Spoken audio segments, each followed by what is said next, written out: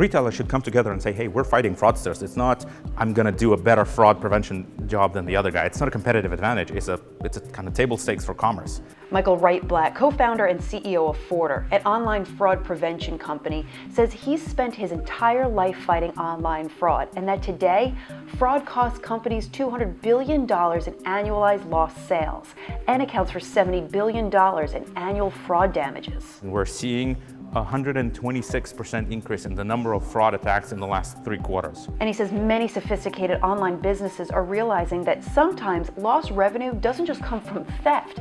It can also come from the safeguards that overcomplicate the online shopping experience for consumers. People usually talk about fraud for 2 reasons. First, hey, I got hit by fraud, I lost a bunch of money. But way more importantly, retailers are now finding out that they're losing money because they're turning away good buyers, because their fraud prevention systems flagging transactions for no reason, or pushing transactions through a significantly inefficient process from a friction perspective.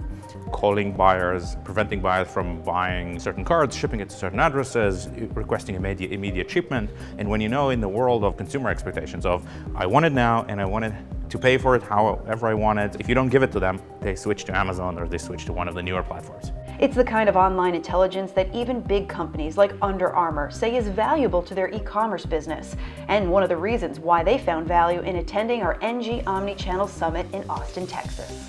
I was having a conversation with a security and fraud company, and the insight that person gave me was very important for our business around how we do our fraud management in terms of there's a risk score associated with it and how we approve credit cards and not. I think those little nuggets could potentially be extremely valuable. If I can talk to a couple of people and hopefully get a nugget of 2 for our business, I think that's phenomenal.